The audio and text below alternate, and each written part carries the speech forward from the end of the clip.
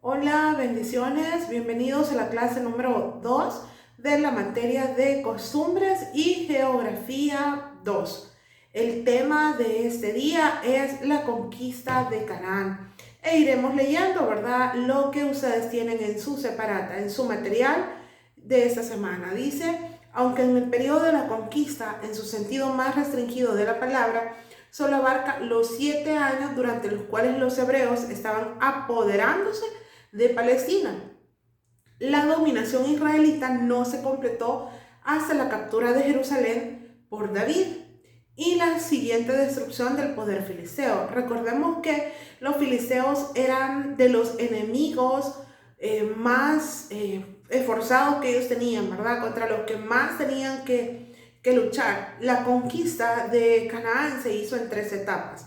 Y las 3 etapas es que la primera conquista se hizo en la Palestina oriental, luego Palestina occidental y algunas campañas suplementarias, es decir, que todavía quedaban como algunos lugares pequeños que no habían sido gobernados por el pueblo de Israel. En la conquista de la Palestina oriental dice que comprende 3 campañas. Estas se llevaron a cabo durante la vida de Moisés y una era la campaña contra Galaad. En el tiempo de la conquista, la región transjordánica al norte del río Arnón, ¿verdad?, estaba ocupada por los amorreos. La tierra estaba dividida en 2 reinos, que eran Basán y Galaad. Luego dice que Israel pidió permiso a Sehón, rey de Galaad, para que pasase pacíficamente por su territorio. Entonces se lo negaron, ¿verdad? No le permitieron pasar. En la batalla que se libró a raíz de esta negativa, el rey amorreo fue derrotado en Jaasa, cerca de Rabat Amón, perdiendo así no solamente el antiguo territorio moabita al sur del Jaboc, sino también toda la comarca al norte del dicho río, para toda esa zona. Y ustedes ahí tienen un mapa que les muestra justamente los lugares que acá estamos mencionando. A detalle podemos leer en número 21 del 31, del 21 al 31.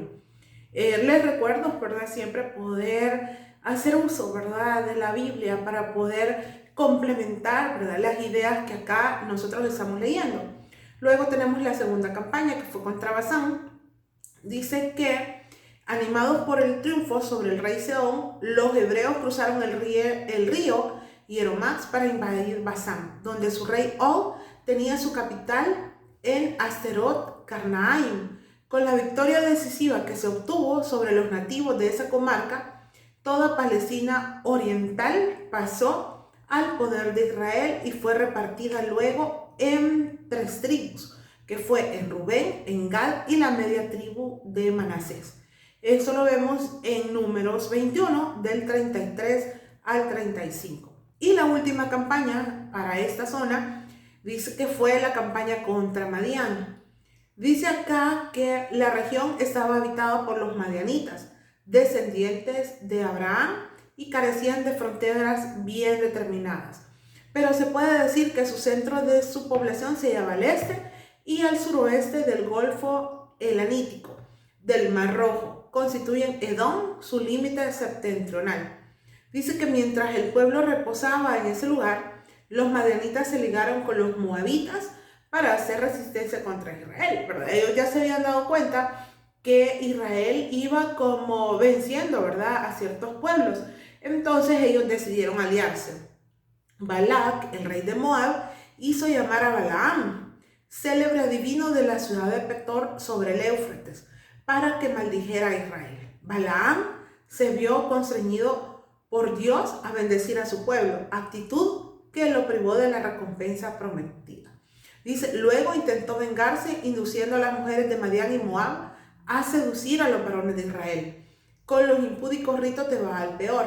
En la lucha que siguió, estas 2 tribus fueron vencidas, permaneciendo de este modo toda la tierra al este del Jordán en manos de Israel. Y podemos leer acerca de esta historia y un poco más con detalle en Números 25 y en Números 31. Luego tenemos en esta segunda parte la conquista de Palestina occidental. Hemos visto de Palestina oriental y se dio en 3 campañas. Luego, la de occidental se hizo también en 3 etapas y esta fue bajo el mando de Josué. Las anteriores fueron bajo el mando de Moisés. Dice que después de la muerte de Moisés, Dios revistió a Josué de autoridad y valor para su gran tarea. Su genio militar se manifiesta en las estrategias que empleó en sus conquistas, y estas fueron las conquistas. 1. La conquista de Palestina Central, rompiendo el campamento en Sitín, en los llanos de Moab. Los hebreos cruzaron el Jordán a pie. No sé si ustedes se recuerdan de esta parte de la historia, que también Josué pudo pasar, ¿verdad?, el mar, más que todo el río, ¿verdad?, de manera tranquila, ¿verdad? Dice, sentaron campo entre Gilgal, Jericó y el Jordán. Luego tomaron Jericó, abriéndose paso al centro del país. ¿Se recuerdan ustedes que Jericó pues era una de las ciudades más fuertes a las que había que conquistar? Pues sus muros eran muy grandes, eran inmensos, ¿verdad? Y tanto así que la gente pues vivía en el muro, ¿verdad? Porque le daba el espacio para poder hacerlo. Rahab era una de esas personas que vivía sobre el muro de Jericó. Dice que después de esto fue tomada la ciudad de Ai. Después, en los montes Ebal y Gerizim se dio lectura a las bendiciones y a las maldiciones sobre la observancia de la ley en presencia de todo el pueblo. Luego que, movidos por el temor, bueno, aquí también encontramos mapas que nos ayudan a ubicar los nombres que estamos mencionando, ¿verdad? Para que tengamos una idea de más o menos por dónde estaba la situación y cómo era que ellos iban abarcando el terreno, ¿verdad? Iban adquiriendo más y más espacio. Dice que movidos por el temor, los hebeos que habitaban en las ciudades de Gabaón, Cafira, Bereot y Kiriat Jearim, todas las cuales se hallaban un poco al noreste de Jerusalén, valiéndose de una estratagema, lograron hacer un pacto con Josué, sin que éste consultara a Jehová. Y ese pues, fue parte de un error de Josué.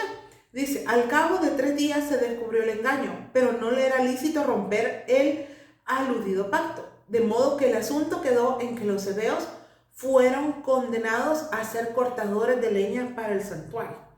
Es decir, no los mataron, no acabaron con todo el pueblo, sino que, dado que Josué pues, ya había dado su palabra, ¿verdad?, con este pueblo, pues ellos fueron condenados, dice, a ser los cortadores de leña para el santuario.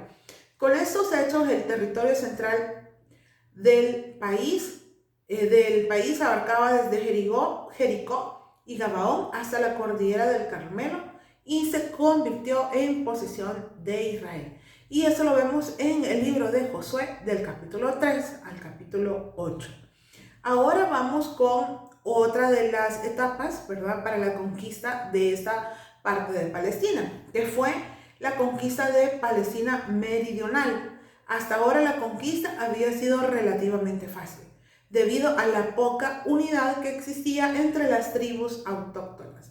Dice que a algunos, atemorizados por las hazañas de Josué y picados en su orgullo con el indigno proceder de los hebeos, los reyes de Hebrón, de Jarmut, de Jerusalén, de Laquis, y de Eglón, dice que formaron una confederación. Es decir, al ver que Israel estaba tomando y más terreno, para ellos dijeron, bueno, aquí lo que nos queda, los pueblos que vamos quedando, es asociarnos.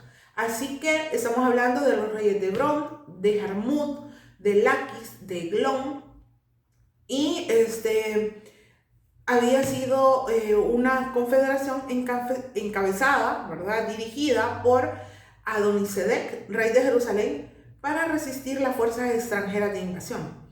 Dice que atacaron Gabaón, era una ciudad tributaria hebea de Israel. Avisado Josué, dice, sus tropas irrumpieron en rápida y súbita embestida cerca de Betorón, donde deshizo al enemigo con un gran destrozo.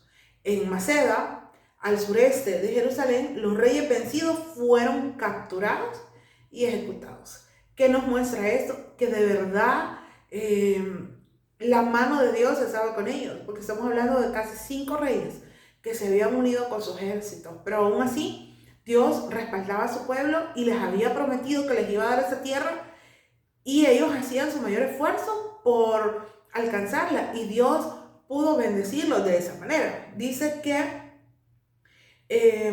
los reyes fueron Laquis, Eglón, Hebrón y Debir. Dice que cerca de todas esas ciudades pues estaban a 19 kilómetros al suroeste de Hebrón. Eso lo vemos en Josué capítulo 10. Fue esa batalla, dice, en la que Dios prestó su auxilio con una tremenda granizada y con una providencial prolongación del día, la más importante de la historia humana, puesto que el destino religioso del mundo entero se hallaba en aquel día en la balanza. ¿Se recuerdan ustedes de eso? Cuando Josué, ¿verdad?, le pide a Dios poder terminar la batalla, y le dice: Sol, detente en Gabaón, y tu luna en Ajalón. Entonces dice que el sol se detuvo y pudo Josué y todos los que estaban con él acabar con esos reyes. De verdad que ese es un milagro impresionante del cual hasta hoy en día se sigue hablando. Luego tenemos una tercera etapa para esta conquista, y fue la conquista de la Palestina septentrional. Dice que el más poderoso de los reyes de esta comarca fue Jabín, el rey de Azor. Este reunió a los caciques confederados desde el monte Hermón hasta el Carmelo y asentó su campamento junto a las aguas de Merón, donde la poderosa liga fue sorprendida y derrotada por Josué. Es decir, por muchas alianzas que pudieran hacer sus enemigos, Dios había prometido esa tierra al pueblo de Israel, y Dios hizo todo lo que podía para que el pueblo de Israel tuviera esa tierra. Dice que quien de esta manera se apoderó de toda la región del norte de Canaán hasta el monte del Líbano, y eso lo vemos en Josué capítulo 11. Y luego tenemos unas campañas suplementarias, es decir, habían regiones todavía que estaban algo cerca pero que no habían sido tocadas. Dice acá: estas fueron llevadas a efecto de completar la obra de subyugación. La conquista de Palestina era todavía parcial, quedando lleno el país de pequeños núcleos de tribus nativas. La llanura marítima se hallaba en gran parte en manos de los filisteos, y de muchas de las ciudades tomadas en diversas partes fueron nuevamente ocupadas, fortificadas por sus antiguos dueños. El libro de los Jueces relata esas tres campañas después de la conquista, ¿verdad? Por esos pequeños lugares que todavía no estaban siendo gobernados por el pueblo de Israel. Y una fue la campaña de Judá y Simeón, que fue dirigida contra Adonibesec, rey de Besec, lugar desconocido de Judá, quien fue derrotado en la batalla por las fuerzas unidas de Judá y Simeón. Y fueron tomadas las ciudades de Gaza, Ascalón y Ecrón. Otra acción fue dirigida contra las ciudades del Negev, dando por resultado la destrucción de Cefat, llamada después Orma, al sur de Hebrón. Esto se menciona un poco, ¿verdad?, acerca de estas ciudades en Jueces 1, del 1 al 8. La campaña de Caleb y Otoniel dice que ellos, la región que estaba alrededor de Hebrón, prometida a Caleb en recompensa de su fidelidad. ¿Se recuerdan ustedes que Caleb fue uno de los 12 espías que creyó que Dios les iba a entregar la ciudad de Jericó, que Dios iba a entregarles la tierra? La verdad que yo creo que él fue de los que creyó todo, ¿verdad? Cuando Moisés lo mandó a 12 a explorar la tierra, dijo: sí puedo con esto, sí puedo con esto. Caleb y Josué dijeron: sí podemos, pero hubieron 10 que no, pero Caleb le había sido prometido una tierra. Dice que Caleb dirigió una campaña y, habiéndolos derrotado, tomó posesión de su heredad. Dice que luego recompensó el valor de su pariente Otoniel, que había sojuzgado a Debir o a Kiriat Sefer, dándole su hija, a quien dotó como parte de su premio. Eso lo vemos en Josué 14, del 1 al 15, y en Josué 15, del 13 al 19. Y la última de las campañas fueron las campañas de los danitas. Dice que esta fue en la repartición de Canaán entre las 12 tribus. La parte que se señaló a los danitas era muy fértil, pero al mismo tiempo muy estrecha. Por consiguiente, si ustedes se fijan acá en el mapa, ¿verdad? Ahí van a ver la ciudad de Dan, que se ve pues no un lugar sumamente extenso, pero sí era fértil, eso era lo importante de esa tierra. Dice que desde aquella época de Dan a Beerseba habían de largo 240 kilómetros. Según los hebreos, representaban las posesiones de Israel. Eso lo vemos en Jueces 18 y en Josué 19:47.